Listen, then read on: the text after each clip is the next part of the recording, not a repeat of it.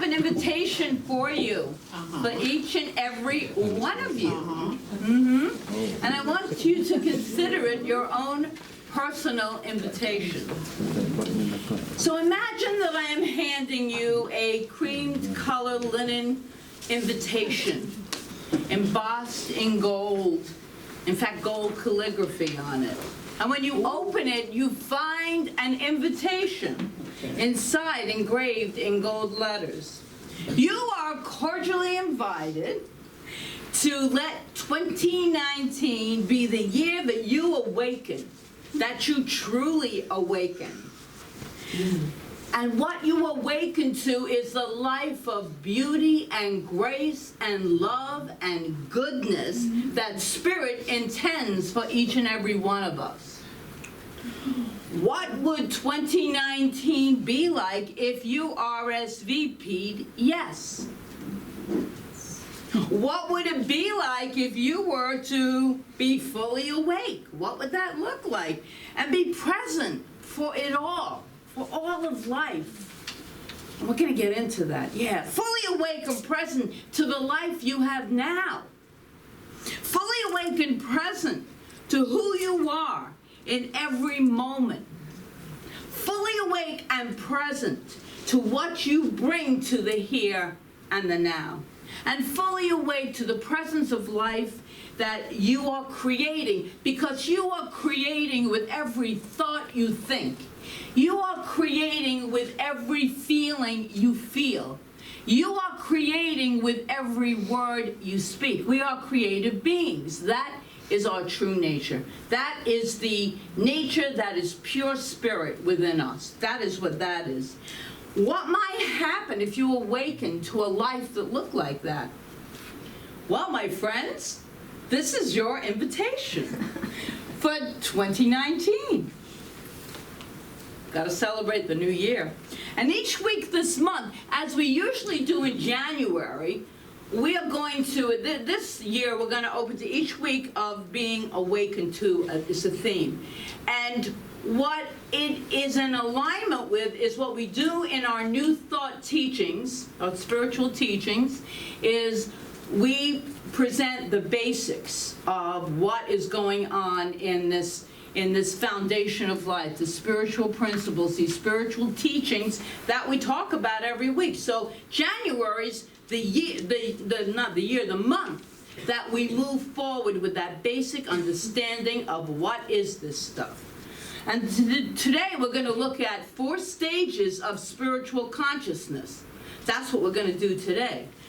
We might experience these 4 different states of consciousness if we RSVP'd yes to our invitation. These stages of spiritual consciousness have been called kingdoms.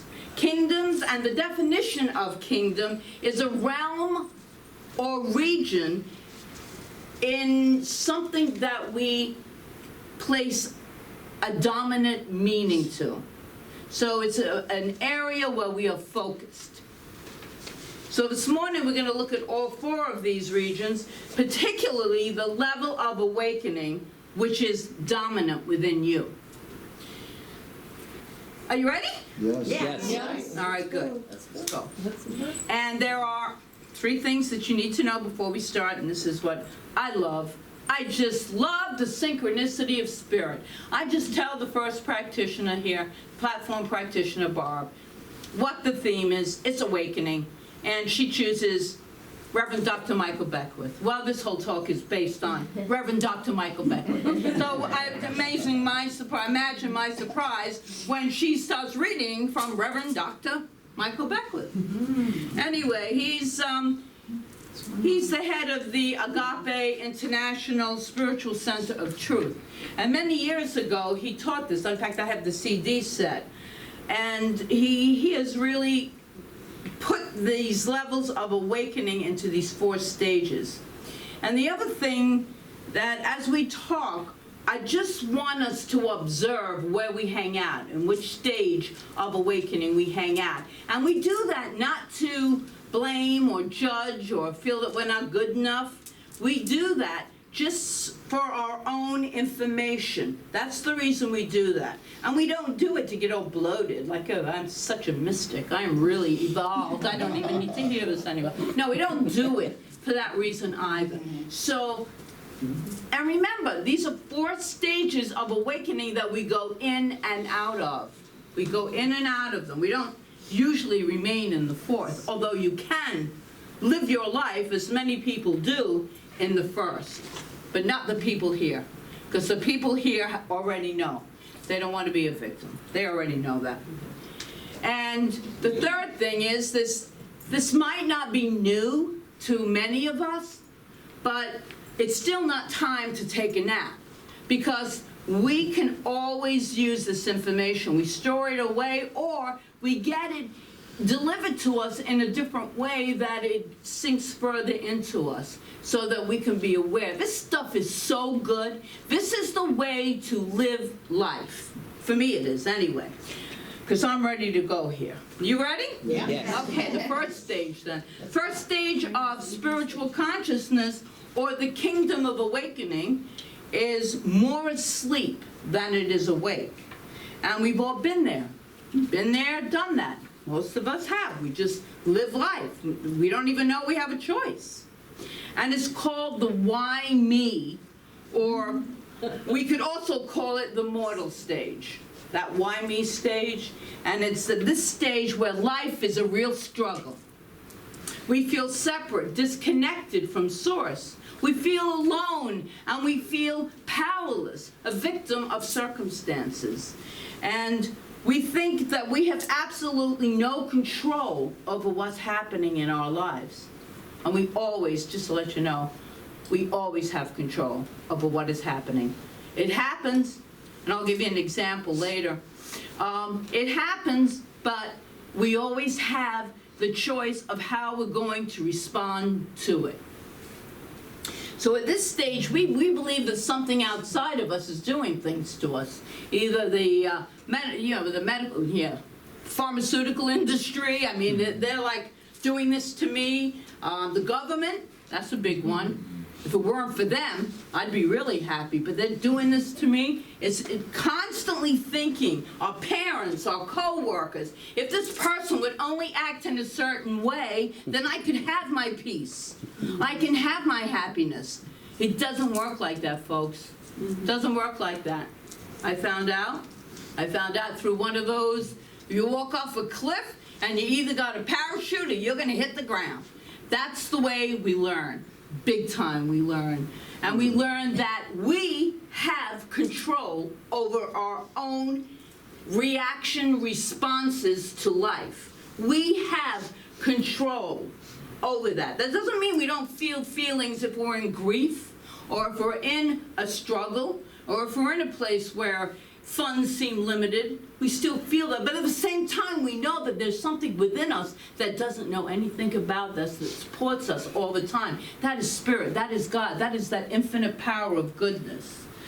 And there's a secret way to know if you are in that stage. It's when you find the back of your hand Velcroed to your forehead and you hear yourself, why me?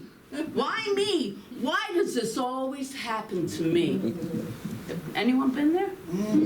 I've been there many years ago. Before I made it into the 2nd and 3rd, I'm still working on the 4th. But sometimes, I don't go back to that though, but I'll go in and out of the 2nd, 3rd, and 4th. That's for sure. So, if it's not that why me, it could be the cousin of the why me. If only he or she would not do this so much, then I would be so happy. Then life would be good. I could be in a spiritual alignment. Recognize any of those? Anyone ever been? So the opportunity, though, when we're in that stage, the opportunity for awakening is huge. It's one of the biggest. When that light goes off and we realize, we teach this in our foundation class, when we realize that we do have a power, we can create our lives. We absolutely can. There's a whole formula to it. And if you don't know the formula, you're still doing it, because what you think, your belief system, what you feel, and what you speak of is creating. And that's all we need to know. And so just to be aware of what's coming out of our mouth, and also to be aware of what we're thinking in certain situations. So we have the opportunity to awaken to the truth that we are not victims of circumstances. We are not. We're not. Fate, others, the economy, all of that, we are not victims to it. It is what it is. How am I responding? And what am I grateful for? We go to what am I grateful for? We have the opportunity to awaken to that in this stage. And we also have the opportunity to awaken to the fact that we are powerful beings. We truly are. We're people of empowerment. Why? Because we do have power over our lives. We do create the outcome. We really do. We create how much happiness, as the song just said. Don't worry. Be happy. Be happy. So, I wasn't going to go into this, but I will. Spirit wants me to, so. So, you know, that circumstance happened when I was in Manhattan on Friday. I promised I wouldn't talk about this, but I can't help it. It's like, you know, the comics, they get up and they have to talk about their lives. It comes out. So, you know, our car on 5th Avenue, off of 5th and 80th Street, was broken into. Things were stolen. Okay, this is like, whoa, the NYPD's there, you know. We even had them dusting for fingerprints. It was a whole big thing. And it could have been a real victim feeling situation. Could have been, oh my God, no one. I asked the officer, oh, it never happens in this area. Very, very rarely. It's a, you know, it's a very well secured area. But it happens. So the thing is, let's get on top of it. What action can we take? How can we move ahead with this? What can we be grateful for? They didn't take the car with all my new clothes in it. I just came back from a shopping trip. You know, that was a big deal to me. Truly. So I was more grateful than the person I was with. But, I mean, they could have sold the car, right? So I go to that place. And you stay in that place, and it's not as victim feeling. You don't feel like a victim. I felt empowered. It's like, okay, what can we do now? How do we proceed with this? And it's just part of, I was away for 4 days, it was the tail end. It was just part of the experience. It becomes the story within the experience of this fabulous 4 days. That's all. You could make it the other way. Like, oh my God, I got a Nissan. Everyone's got like Mercedes and you know, all these fancy cars there, but they hit the Nissan. And I'm not a victim of that. You know, I hope the person got what they wanted, whatever it was. Anyway, that's just a story of how we can fall into that state of victimhood very easily, because life happens. Life will always happen. How are we responding to it? So let me go into the second stage then. This is the by me, or metaphysician stage. In this stage, we learn that we actually are not victims of circumstances. We never are victims of circumstances. We begin to understand that we are part of something so much bigger, so much larger, and that there is a law, there is a spiritual law that's always in effect, or a precise and specific way that something bigger is taking place here. And also for me, and I know for a lot of you, I go to the place of what can I learn from this experience? What am I supposed to learn from this? And then that you will receive an answer when you do ask that question. It always comes through.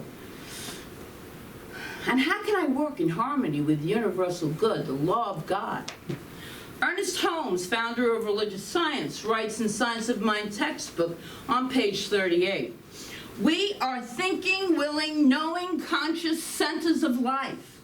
We are surrounded by, immersed in, and there is flowing through us a creative something. The sum total of all our thoughts, will, purpose, and belief create a tendency in this law, and it causes it to react to us according to the sum total of that belief. Ignorance of the law excuses no one from its effects. If then certain specific ways of thought and belief have produced limitation, other beliefs will change them. Other beliefs will change them. So we can think a different thought.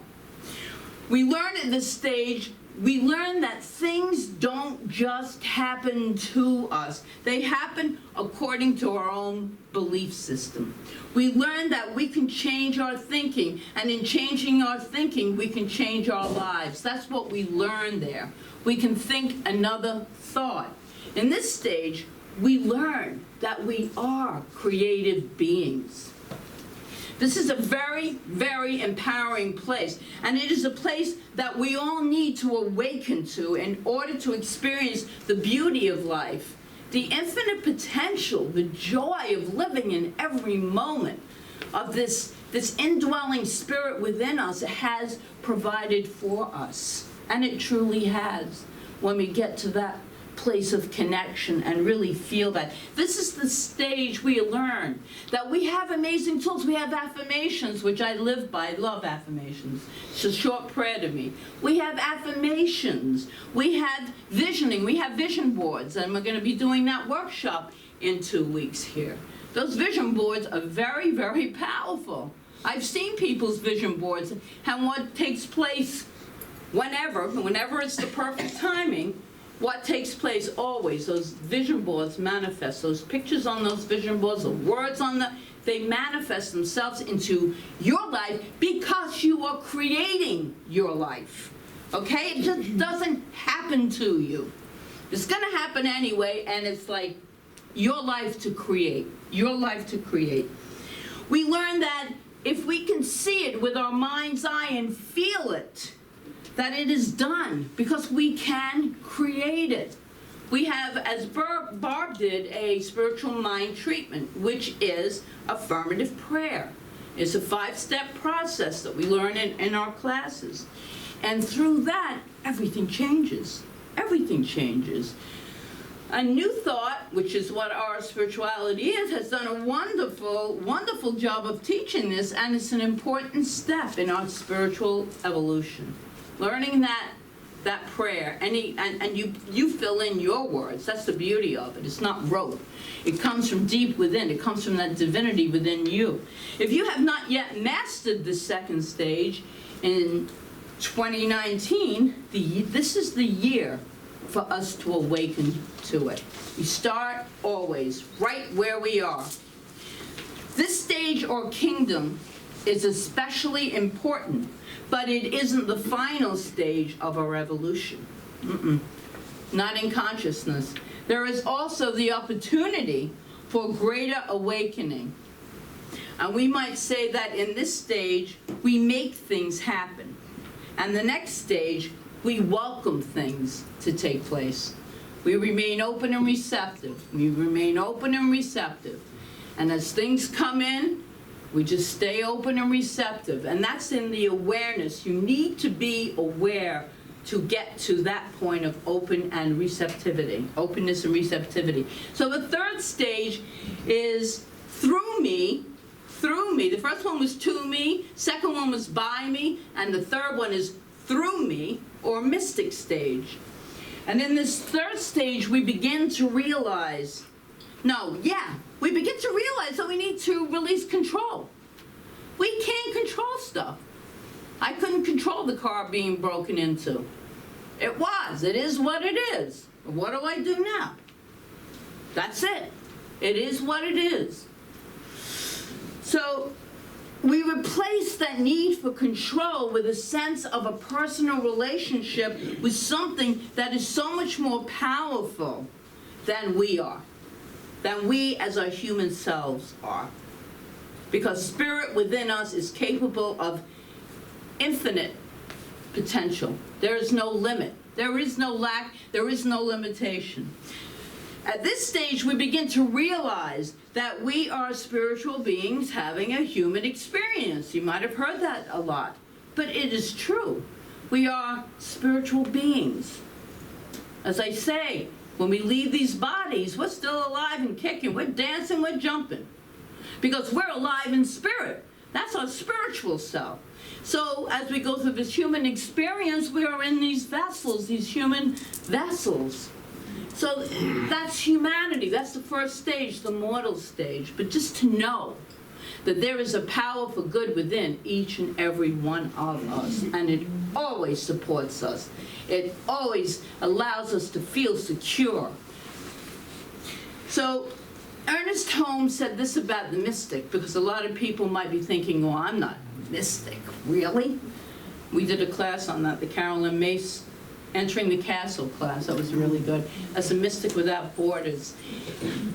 A mystic is not a person that sits on the top of the mountain, cross-legged, and recites Om all day long. That's not what we're talking about. We're talking about practicing the presence in everyday life. And Ernest Holmes wrote this: the mystic is the one who senses the divine presence. That's who the mystic is. If you can get a feel of, oh, maybe there is something bigger than just my mind. Maybe there is something else. That puts you in that category of mysticism. The mystic feels God's presence. Perhaps not all the time, but it certainly has extreme moments of feeling it. And through me or mystical stage of our evolution of consciousness is a place where we surrender more and more. We realize more and more. We really don't have any control anyway. We think we have control over everything, don't we? We really do. We think, oh, well, I'll just take care of this. I'll get this done. It's all me. When it feels so pushed and restricted, because it is. Yes, we take actions, but we always know this or something better. So the something better is always going to lie in God or a higher power, whatever you want to call it. It's always going to lie within God. And we have God within us. That's the true essence of who we are. So you might have heard the song, "Use me, O God, I stand for you, here I'll abide. If you show me all that I must do." Ask Spirit, what is it that you would like for me to do? But the greatest shifts in my life happened when I was in true partnership with the divine. When I truly said, use me, show me, then eventually it comes, and it's not always easy. It can be quite painful. And it really means letting go, letting go, letting go of long-term relationships, letting go of even parents, letting go of anything that does not serve your higher good. Just letting it go. And you can do that. You can do that, because I've done that. So in this stage of evolution, we bring in some other spiritual tools. We bring in forgiveness, because we'll never be free unless we forgive. Won't happen. It cannot happen. Visioning, holding, and Michael Beckwith has a whole book and CDs on visioning, on looking for what is God's highest and best good in my life. What does it feel like? What does it sound like? What must I embrace? What must I release? What must I know? It's a whole visioning process, and so much is revealed to us, and it all is happening in this third stage.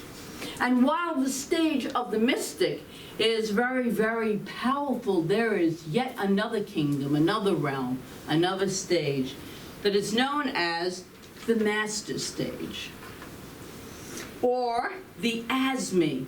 Okay? So we had to me, by me, through me, and this is as me. We're going to move into that's the master stage. We might get glimpses of this in and out. It's the Christ consciousness, the Buddha consciousness, the combination of metaphysician and mystic.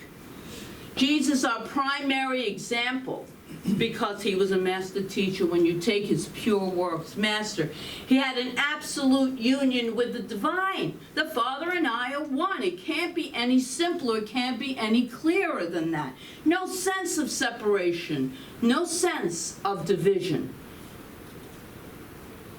As me, he and the Father were one. Well, we can get into those stages. Not as often maybe as Buddha and Jesus, but it's there for us. The possibility is very real. Joel Goldsmith wrote, "Do not pray for things, pray to know God, and all things will simply appear." Isn't that great? Do not pray to God for things, pray to know God, and the things will appear. Love that. When a master sees lack, he or she knows it is just a place for the calling forth of more of God in expression. It's an opportunity to experience more of God, because you find yourself in these situations in life where you really are confused and in so much pain. But that's the place that more of God will be. Because that's the place where we realize we don't have the control we think we have over our lives. We really don't. So this is the fourth master stage. This is how Jesus could turn water into wine. He didn't see lack or limitation. He did not know it. He could heal thousands of sick people, raise the dead. When he was faced with lack or limitation, he saw an opportunity to experience more of his Father. And we can do the same thing. More of a higher power, more of divinity. Holmes' final words in the final conclusion of the Science of Mind book are these: "The essence of spiritual mind healing and of all true religious philosophy is an inner realization of the presence of perfection within and around and about us. It is the hope of heaven, the voice of God, proclaiming, 'I am that which thou art that which I am.'" Oneness, yet again. Unity, oneness, yet again. And that is the as-me, or the master stage of spiritual consciousness. I am that which thou art. Thou art that which I am. It's that oneness. There is no separation. And I know it's been said many, many times, Course in Miracles is famous for it. You know, there is nothing to heal but the belief that we're separate from God. That's it. That's our biggest fear. That's where fear comes from, that we're not connected. But we are. This philosophy teaches we are one. We are unified with that infinite power of good all of the time. All of the time, whether we're aware of it or not. And only that which comes from God is love. And love truly is. I mean, it's a cliche, but it really is true. Love is truly all there is. Love has many factors. Love has compassion and kindness and goodness in it. All of that is love. So during our lifetimes, we will spend many times in and out of all four of these, as I said before, kingdoms. We will. But the fact is, we don't have to live in the first one. We don't have to be victims any longer. That is the most important thing for any of us to know, that we don't have to be victims, ever, ever, ever. Remember the invitation that you received at the beginning of this talk. What did it say?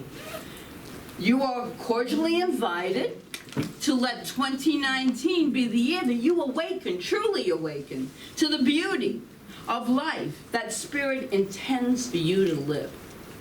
Isn't that great? I love that. We got to remember that. We got to remember that when we leave here. We got to remember that in all of our situations. What are you going to awaken to this morning? recap. Here we go. To the realization that if you are hanging out in the why me or the mortal stage, then you have an opportunity there to embody more of God. You have an opportunity to really, wow, wake up. This is the biggest, waking up like that, to be awakened is the biggest step that one could possibly take. Everything else is added after that. You have to wake up first and believe there's something more than maybe what you've been taught growing up, and that you are a child of God, and you're entitled to all the good that the kingdom of God has within it. So that's the first stage. Second one, or is it to the realization today that will be by me, to know that you can create your life. It's so powerful to know that you have a choice, and it takes work, but after you start doing that work, what happens is it becomes automatic. You might, like, I can freak out at something, you know, but it doesn't last more than a minute. Because when I go, it doesn't, first of all, it doesn't vibrate correctly in my body anymore. Second of all, I know it's going to be all good because it's all God. And that's not a cliche. That's a way to live life. So you are a creative being. And then the third stage is to become the mystic, where you allow God to consciously work through you, as you. Not my will be done, but thine. That's how we live that. Whatever it is that you want me to do. If you're in the middle of a big decision, you can't make up your mind, just ask for divine guidance. You will receive it. Thy will be done, not my will, because I think I know everything and I know nothing. But the great infinite intelligence of the universe, that I trust, knows it all. Or in 2019, this beautiful year, are you ready to cultivate the as-me consciousness, or step into the kingdom of the Master, where there is no sense of separation and unity? If you do chanting, if you do meditation, this is where you might experience a lot more of that last stage. Chanting and meditation, deep in prayer work, you'll experience that, and you carry it through the day. That's why every aspect of those stages is very, very important. Wherever you are ready to go, wherever, Joyful Gathering Spiritual Center is here to support you. We have ministerial students. We have, who are incredible, 10 of them, incredible. They are practitioners. They do spiritual coaching. They are amazing. Call them. If you get stuck, reach out, make an appointment, do yourself a favor. It's a great way to start 2019, I'll tell you that. They're ready to serve each and every one of us. They have been trained for many years to do this. So wherever you are in these 4 stages, honor it. And just set that vision for yourself for 2019, that you're going to rock it. You're going to take control of it. This is your year. And I say make it the best year ever. Happy New Year. Happy New Year.